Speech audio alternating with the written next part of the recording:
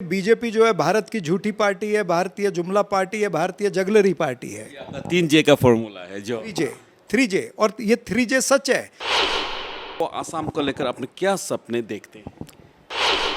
Police के डंडे से इस राज को चलाना चाहते हैं। ये लोकतंत्र नहीं, ये ठोकतंत्र चल रहा है। आसाम का जो टेररिस्ट अटैक है उसमें अकाउंटेबिलिटी किसको होना चाहिए एक्चुअली?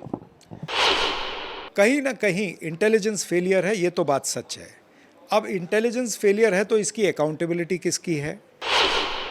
নমস্কাৰ, মই দিলৱাৰ হুছেইন মজুমদাৰ আৰু আপোনালোকে চাবলৈ আৰম্ভ কৰিছে দি ক্ৰছ কাৰেণ্ট। দি ক্ৰছ কাৰেণ্টত আজিৰ অতিথি হৈছে কংগ্ৰেছ নেতা চৰণ সিং চাপৰা।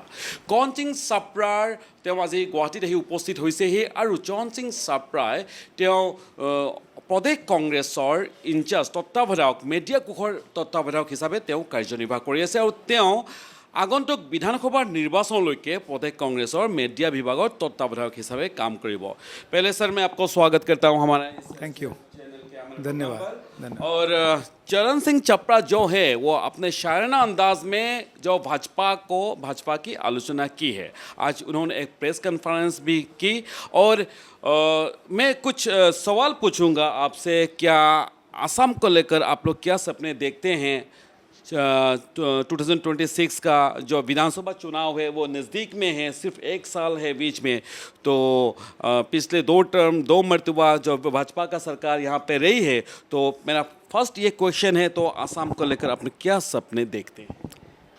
देखिए, सवाल सपने देखने का नहीं है। हम सपने नहीं देख रहे। हम जो हमारे विचार हैं, जो जनता की समस्या है, उस जनता की समस्या को समझ के जनता के मुद्दों को लेकर के हम जनता की अदालत में जाना चाहते हैं। आज पिछले 10 वर्षों से अगर भारतीय जनता पार्टी की सरकार है, लेकिन फिर भी असम के अंदर क्या तरक्की हुई है? यहाँ पर बेरोजगारी बढ़ी है, यहाँ पर महंगाई बढ़ी है, यहाँ पर आर्थिक विषमता बढ़ी है। तो ये सारी चीज़ें जो हैं, इसको कहीं ना कहीं हेमंता बिस्वा शर्मा की जो सरकार है वो हमेशा जनता को ध्रुवीकरण में उलझाए रखती है। पोलराइजेशन, हिंदू मुसलमान, इस तरह के वक्तव्य करते रहते हैं ताकि ध्रुवीकरण की अफीम चटा करके ये लोग अपना काम करते जाते हैं। ये जो हेमंता बिस्वा शर्मा या भारतीय जनता पार्टी की पॉलिसी है, उसको उजागर करने के लिए हम यहाँ पर हैं। जनता के मुद्दों पर चर्चा करिए। जनता के लिए आपने क्या सुविधाएं की है उस पर चर्चा करिए। इधर उधर की बात करेंगे तो हम यही कहेंगे कि ये बीजेपी जो है भारत की झूठी पार्टी है, भारतीय जुमला पार्टी है, भारतीय जगलरी पार्टी है। 3J का फॉर्मूला है जो 3J और ये 3J सच है। झूठ बोलते हैं, सरासर झूठ बोलते हैं, जुमलों के आधार पर रहते हैं और जगलरी, आंकड़ों की जगलरी करते रहते हैं। जहाँ कहीं पर आंकड़े इनके फेवर में नहीं है, दूसरे आंकड़े बता देंगे, लोगों की दिशा भूल करेंगे। ये इनकी प्रथा है। सबसे ज़्यादा आपका चैलेंज रहेगा इस इलेक्शन में, इस चुनाव पे, कि बीजेपी यहाँ का बेनिफिशियरी का जो खेल वो खेल रही है। क्योंकि यहाँ में एक अरुणोदय का स्कीम है जो यहाँ के महिलाओं को 1250 रुपया हर महीने बीजेपी दे रहा है और कहीं ना कहीं ये चुनाव में मुद्दा हो जाता है। देखिए, भारतीय जनता पार्टी के तमाम सारे नेता इंक्लूडिंग नरेंद्र मोदी जी कहते थे कि रेवड़ियाँ नहीं बांटनी चाहिए। अब ये रेवड़ियाँ खुद बांट रहे हैं। खैर ठीक है, 1250 महिला को मिल रहा है, हम उसका विरोध नहीं करते हैं। लेकिन उसके अंदर कांग्रेस पार्टी किस तरह से अपनी आने वाले चुनाव के अंदर किस तरह से योजना बनाएगी, उसमें महिलाओं की ये स्कीम चलती रहे, ऐसी योजना हमारे पास भी रहेगी। और युवाओं के लिए, नौजवानों के लिए हम क्या बेहतर कर सकते हैं, क्योंकि आफ्टर ऑल फ्यूचर तो नौजवान है, यंगस्टर है। यंगस्टर को किस तरह से कांग्रेस पार्टी आगे ले जा सकती है, उनको क्या बेनिफिट दे सकती है, किसानों के लिए क्या बेनिफिट हो सकता है, मजदूरों के लिए क्या बेनिफिट हो सकता है, ये सारी लाइंस पर कांग्रेस पार्टी विचार कर रही है। एक रोड मैप बन रहा है। 26 में आप लोग नौजवानों को सामने लाएंगे? क्योंकि कभी कभी ये मुद्दा उभर के आता है कि कांग्रेस नौजवानों को सामने नहीं लाता है। बिल्कुल, नौजवानों को लाना पड़ेगा, ये तो समय की मांग है। और असम के अंदर हमारा जो यंगस्टर है वो मजबूत है। और आज भी हमने जो मीडिया के लोगों की मीटिंग ली है, हमारे जो मीडिया डिपार्टमेंट की, उसमें भी हमने देखा कि लोगों के अंदर बहुत जज्बा है, जोश है। लोग लड़ना चाहते हैं क्योंकि खुलेआम दिख रहा है कि संविधान की हत्या हो रही है असम के अंदर। खुलेआम दिख रहा है कि पुलिस फोर्स को यूज़ किया जा रहा है। कभी पत्रकारों के खिलाफ यूज़ किया जाता है, पुलिस फोर्स को कांग्रेस पार्टी के कार्यकर्ताओं पर यूज़ किया जाता है। हमारे पंचायत चुनाव के जो उम्मीदवार हैं उनको डराया धमकाया जा रहा है। यानी आप पुलिस के डंडे से इस राज को चलाना चाहते हैं। ये लोकतंत्र नहीं, ये ठोकतंत्र चल रहा है।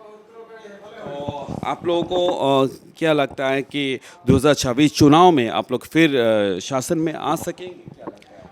बिल्कुल, ये देश का इतिहास रहा है। देश का इतिहास बताता है कि बाबा साहब अम्बेडकर जी का जो संविधान है वो सर्वोत्तम है। उस संविधान से देश चलना चाहिए। ये संविधान से नहीं चलाना चाहते, मनुस्मृति से चलाना चाहते हैं। ये संविधान से नहीं चलाना चाहते, पुलिस के ऊपर प्रेशर करके उसको चलाना चाहते हैं। तो ये सारी चीज़ें नहीं चलती है। कहीं ना कहीं इलेक्शन कमीशन पर भी सवाल उठ जाता है, तो जब इलेक्शन कमीशन के ऊपर सवाल उठता है तो चुनाव और इलेक्शन कमीशन का जो रोल होता है और चुनाव का जो नतीजा होता है उसमें कई बार आप लोगों का जो सीनियर लीडर्स राहुल गांधी ने ये मुद्दा उठाया है। तो इस माहौल पे आप लोग चुनाव में आप क्या क्या देखिए, हमने महाराष्ट्र के अंदर, हरियाणा के अंदर और दिल्ली के चुनाव में ये मुद्दे ज़रूर उठाए कि इलेक्शन कमीशन कहीं ना कहीं कॉम्प्रोमाइज़ नज़र आता है। जैसे चुनाव से पहले महाराष्ट्र के अंदर 5 महीने, जो लोकसभा और विधानसभा के चुनाव के बीच में 5 महीने थे, 5 महीने में 35 लाख वोटर रजिस्टर होते हैं और उससे पहले 5 साल में 39 लाख वोटर रजिस्टर हुए थे। तो ये कैसे हो सकता है कि जो 5 साल में संख्या हुई वो 5 महीने में हो रही है? ये तो हो नहीं सकता। और हमने आगे भी कैलकुलेशंस बताई है कि जो विधानसभा क्षेत्र है कि जहाँ पर जितनी वोट ऐड हुई है उतनी वोट ही बीजेपी को मिली है, बीजेपी का उम्मीदवार उससे जीता है उतनी वोट से। तो कहीं ना कहीं ये गड़बड़ है। ये हमने निर्वाचन आयोग को बताया है। निर्वाचन आयोग इस पे उत्तर नहीं देता है। ना तो हरियाणा के किसी सवाल का उत्तर मिला, ना महाराष्ट्र के किसी सवाल का उत्तर मिला। यहाँ भी पंचायत के चुनाव में कल हमारे जो स्थानीय नेता हैं असम के, इन्होंने निर्वाचन आयोग को जाकर के चिट्ठी दी है कि किस तरह से धांधली चल रही है इलाकों में, लेकिन उसके ऊपर इलेक्शन कमीशन कोई बात नहीं कर रहा। पहलगाम का जो टेररिस्ट अटैक है उसमें अकाउंटेबिलिटी किसको होना चाहिए एक्चुअली? देखिए, पहलगाम का जो अटैक है बहुत दर्दनाक है। ये आतंकी हमला है। पाकिस्तान से प्राइमा फेसी ऐसा नज़र आ रहा है कि पाकिस्तान से आतंकी आए, उन्होंने बेकसूर लोगों को मौत के घाट उतार दिया है। कहीं ना कहीं इंटेलिजेंस फेलियर है, ये तो बात सच है। अब इंटेलिजेंस फेलियर है तो इसकी अकाउंटेबिलिटी किसकी है? ये इंटेलिजेंस फेलियर की तो बात पहले भी सत्यपाल मलिक जो गवर्नर रहे हैं उन्होंने भी कही थी पुलवामा के समय में। लेकिन कहीं ना कहीं नरेंद्र मोदी की सरकार ने पुलवामा अटैक जो हुआ उसकी पूरी तहकीकात को दबा दिया था। उसका सच आज भी बाहर नहीं आया कि 300 किलो RDX कहाँ से आया और इतनी मिलिट्री और पुलिस जम्मू कश्मीर में होने के बाद भी वो 300 किलो RDX कैसे आया। उनको जवानों को अगर रिक्वेस्ट थी कि एयरलिफ्ट करना है तो एयरलिफ्ट क्यों नहीं किया गया? किसने मना किया एयरलिफ्ट? ये बहुत सारी चीज़ें हैं।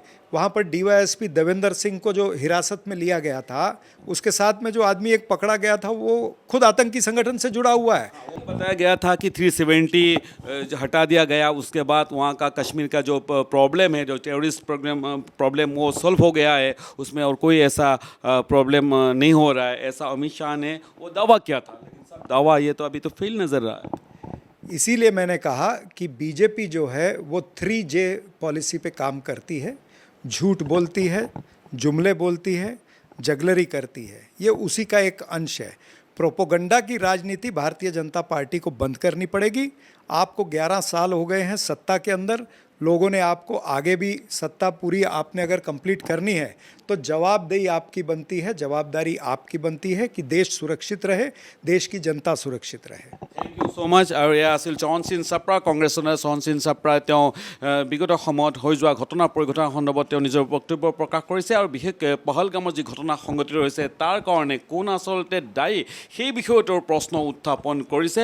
পৰৱৰ্তী সময়ত আন এগৰাকী অতিথিৰ সৈতে আমি আমাৰ এই অনুষ্ঠানত উপস্থিত হ'ম। আপোনালোকে চাই থাকিব দি ক্ৰছ কাৰেণ্ট।